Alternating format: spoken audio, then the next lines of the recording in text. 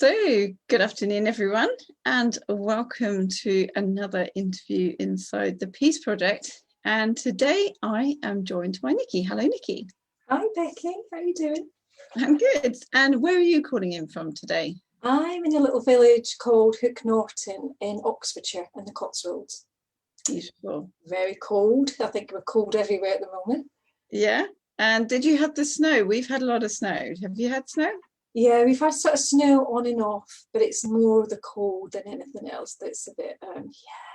So getting that coal in and out and logs, it's beautiful when it's going the fire, but it's a bit of a chore. Yeah. No, but a lovely place, yeah. So a beautiful part of the world. It is lovely, yeah. So you and I know each other through Sandy Newbigin. Mm-hmm. You and I have both done the Karmologist training, which is some meditation techniques and some coaching techniques to help people experience more peace. But you actually have an amazing story about your own life journey that, to me, I think gives you some very compelling reasons to be peaceful. Would you like to share with people, like, what's put you on the path to where you are now? What got me on the path to my meditation and my prioritizing my peace? Yeah, sure. If I go back 20 years ago, I had a bit of a sort of neck pain, and I went to the doctor and he said to me that you've got a torticollis of the neck, which is a bit like, you know, you twist your neck and it's quite painful to move. So I was taking some paracetamol and just getting on with it. And a friend of mine, he was seeing an osteopath for his back pain. And he said, why don't you come along and have a session? I was like, yeah, sure, okay. This is really like annoying. I'm going to go along and have a session. So I went along to see this osteopath, and I'm lying on the couch having a treatment. And I know that she was doing one of the maneuvers she was doing, she was pushing down quite firmly on my head. And I was like, oh, this is agony. This is really quite painful. And, is this okay? She went, oh, yeah, it's fine. It's fine. Don't worry. So I thought, okay, you're the expert. You know what you're doing. So I'll trust you. So I think that was on the Friday afternoon. And then that evening, I just had excruciating headache. It was really bad. And the neck pain was still quite bad. So the following morning, I ran a bath and I got into the bath. And hoping it would just try and relax me, a nice warm bath. And I won't go into all the details, but I had a stroke in the bath. So the manoeuvre that she had actually done had punctured the artery and caused a deep brain stroke. So so following that, I ended up in hospital and had to learn to walk again. And, my mobility was poor. And I just sort of tried to get on with things, as you do. And I remember when I left the hospital, the consultant said to me, a neurologist, he said, I had no feeling from the top. If you could draw a line right down my body, it was completely numb on my left-hand side and my face had all drooped down and everything. And he said, you won't get any feeling back. Just accept this is how it is. And part of your brain that was damaged, your memory will be quite poor. So I was like, okay, I'm 31. Right, I've got to sort of get on with this. But there was something in me that just thought, no, I'm not going to take that lying down. So I then just got on with life. I was working and I decided I'd always been interested in massage. So I studied in Swedish massage, sports and remedial, set up my own business. So happily working away. But at the same time, I was living with chronic pain. I had so many side effects from the pain. And it was mostly down my left-hand side and into my foot and headaches and different things. So I'd spent many years in and out of the GP's office getting different pills and potions, And he got to the point, he's like, we can't really do much for you, so we're going to refer you to the pain clinic, the specialists. So I was in and out of pain clinics for years, on cocktails of drugs, being a guinea pig and trying all sorts of things. And until one day, my consultant said, oh, we've got this new procedure and it's called deep brain stimulation. I was like, oh, sounds amazing. What is it? So he explained that you go in through your the rib cage, you put a wire in through up into the brain, and they put a little device into your abdomen. So you click on your abdomen when you're in pain and it stops it. And I was just amazed. I was like, this 15 years of chronic pain, this will just be like the best Christmas present.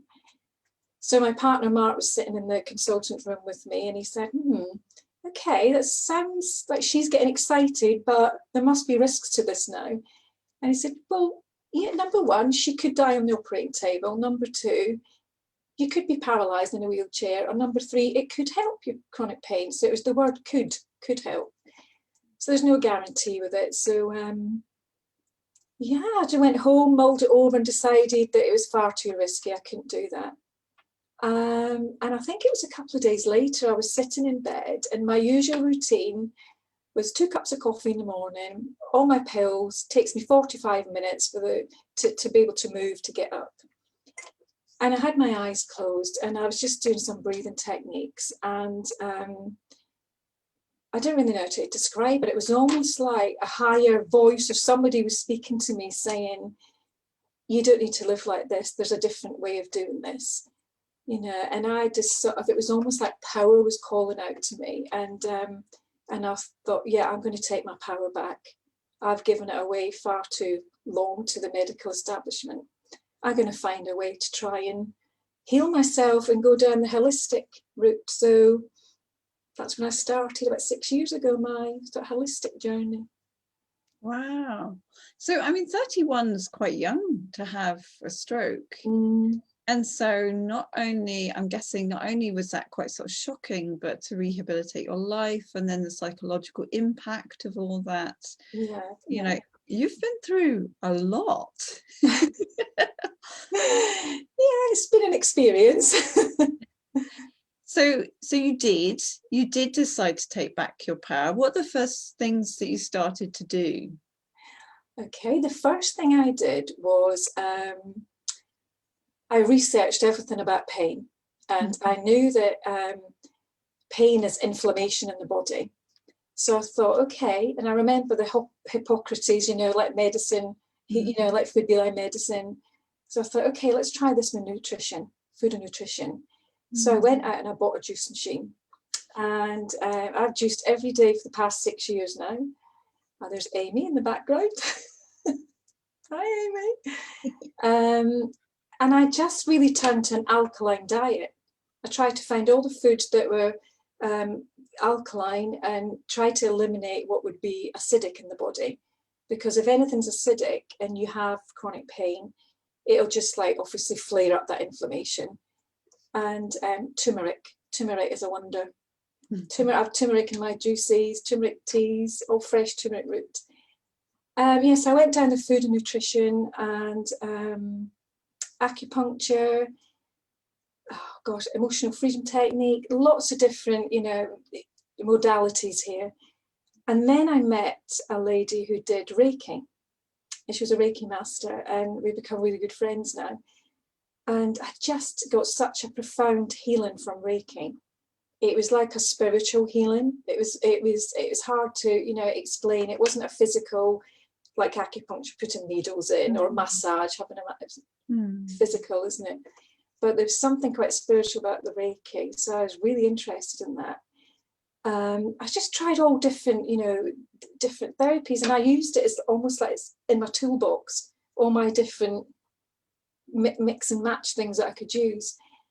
And I'd been meditating on and off for excuse me, for a few years, but it was mostly you know, recorded, you know, meditations, things off YouTube and things like that I'd listened to. And then I came across Sandy Newbigin's work, and I went to Champneys in the Midlands, not far from me actually, and he was doing a New Beginnings retreat. And so I went up there and did that retreat for the weekend, and he taught us a technique called Gawo, as you know, gently alert, attention wide open. And I thought, oh, this is quite a simple meditation technique. Interesting. So I went away that week, you know, came home, and I think he sent me an email to say, look, are you interested? I'm doing a course, body cam course. And I said, oh, what's body cam? He said, oh, it's a modern meditation technique that helps the body to heal. And I was like, oh, sounds amazing. Yeah, okay, I'll sign up for that. So I did this online course, I think it was about 6 weeks, body cam, and yeah, changed my life. I was meditating 3, 4, 5 times a day, doing body cam and all my calm moments. And for me, it was the getting the peace with. It was getting peace with my body and not resisting it and not resisting what happened, what's going on. It was getting the peace with. So that was quite a profound. And I think I read somewhere that you said that that if you stop meditating, the pain comes back. Yeah, it's about being in awareness, Becky. It's if I put all my focus on my body right now, it's going to go to the parts that are hurting. But if I'm in awareness right now, I'm in awareness. You know, I'm there. I'm in the present moment. I'm not focusing on the actual pain. So yeah, and it's with meditating for me, it's the acceptance part.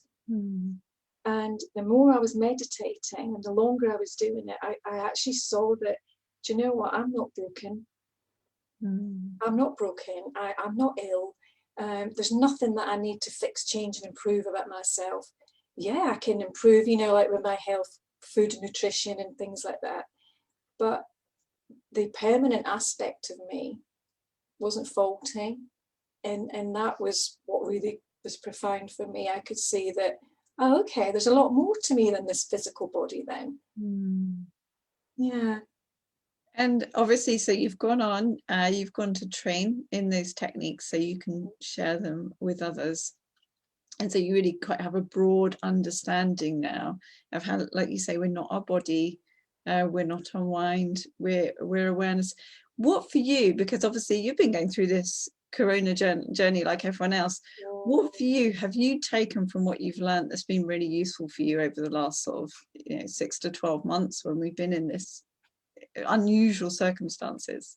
Yeah, because my unusual circumstances, as you know, Mark, my other half, he's in Turkey, so I haven't seen him for 4 months. What have I taken from it? I genuinely don't think I would have coped or got through all this if I didn't have these techniques and tools to use. And I think I get up every day and it's you know, I think, okay, how do I choose to be with this today? I can either feel sorry for myself, become a victim, or I can just get on with the day and find some joy and happiness within the day. And it's having a choice, isn't it? It's that choice of, you know, do I want to prioritize my peace today, or do I want to be in suffering?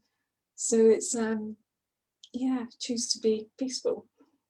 And I think you've touched on something really powerful there, because I think sometimes we don't realize we have a choice. So for you, it was having a stroke. For me, it was having chronic fatigue. You know, up until that point, I was on autopilot. I was kind of unconsciously going through my days. I was powerless. You know, you talk about your journey, you took your power back. And like part of your power is knowing you can make a choice. Yeah, it's the choice, isn't it? We all have a choice, and no one can do that for us. It's up to us to make that choice. No one's going to come and knock on the door and go, I'll make it all better for you. It's up to us to sort of get up and say, do you know what? Yeah, this is my life. And okay, there must be choices, and we do have choices. Sometimes we make bad choices, sometimes we make the right ones, but it's an experience, isn't it? It's an experience. And I think, yeah, the whole coronavirus, you know, I think it's an experience to help us to wake up more and just see that, you know what, we're more powerful and we're more resilient than we think we are, you know, to be able to cope with whatever's getting thrown at us. And you make a great point. There's like someone knocking at the door and coming to like fix it all for you. Yeah. You know, we're adults, and so the person to fix things is ourselves. You know, whether it's a change of what we do, or a change of mindset, or a change the way we relate to our lives and our thoughts and our feelings. And you also touched upon like just letting go of judgment. If you don't judge the way that we are and what we're going through at the moment, you don't decide this is good or this is bad, then there's just a sort of very peaceful in the middle isness. It is, just is, isn't it? Yeah, it just is. There's no point in judging oh, why is this happening, and what's that, you know, all this stuff, because you're just in your mind thinking about it and judging the heck out of everything, you know, and that's not good for you, you know, it causes a lot of suffering. So if you were to give some advice, and we've got some people listening on the call at the moment, if you were to give them some advice based on your experiences, what would you share with people? What would I share? Do you know what? It's okay to not be okay. It's okay to, I'm talking about choice. We've all got choice, take our power back. But it's also okay to be vulnerable. It's okay to ask for help. You know, that's important, to reach out to people and get help. And see that, yeah, you're more capable. We're a lot stronger and more capable than we all think we are, than we give ourselves credit for. And find joy and happiness in the little things. You know, I've got a little plaque in the bedroom. I think it's find happiness in the small things. And if it's just something like, I know you like your chocolate, you know, so do I. I like my cappuccinos. You know, just little things that bring you joy. It could be something like running a bubble bath. It might be walking, meditating, whatever it is for you. But I think the really important one is to laugh. Is to laugh. And I know for people with chronic pain, when you laugh, there's a physiological aspect in the body that releases that oxytocin, that feel-good factor, and you're no longer in that sort of, you know, suffering, I'm in pain. So put on a funny film or listen to a funny podcast, chat with a friend, have a good laugh, and we'll do Zoom calls. We can't really go out now. Yeah, just laugh and try not to take things too seriously. Try and play and not take life too seriously. I think that's all intertwined with not taking your mind too seriously. That ability to be playful, joyful, because when we're really trapped up in our thinking, and we're listening to our thoughts, and they tend to be, particularly in a time of crisis like now, they tend to be pretty negative. Yeah. And if that you're putting all your attention on those and all your attention on that, then you're gonna feel pretty rubbish, aren't you? Yeah. So it comes back to that choice that you're talking about, choosing to stop, really appreciate your cup of coffee. If you're in the moment, if you're sitting in the moment, you're in the present moment, and you look around and you're okay, you're safe, you're warm, you've got a roof over your head, I'm okay, there's nothing bad's happening, it's fine. It's only when we go into our minds and we start, you know, worrying and stressing about things that are not there, they're not real, they're not happening.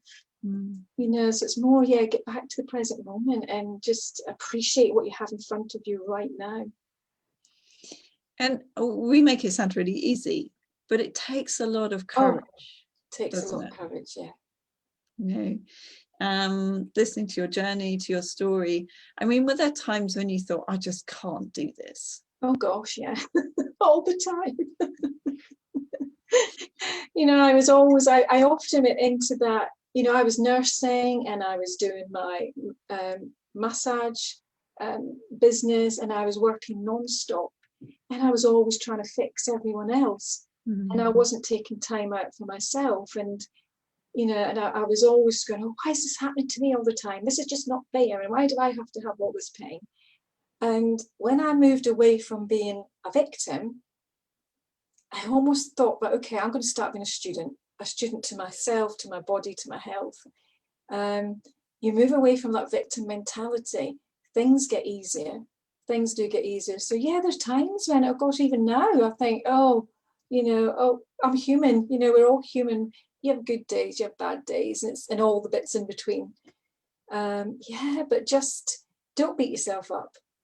It's a journey after all, isn't it? It's you know, and that's what we're here for, to experience all the life, aren't we? And it's warts and all sort of thing. You know? Absolutely. And if you stop judging the warts, they just become just another part of our existence, our experience, and I think that's when the suffering tends to drop away.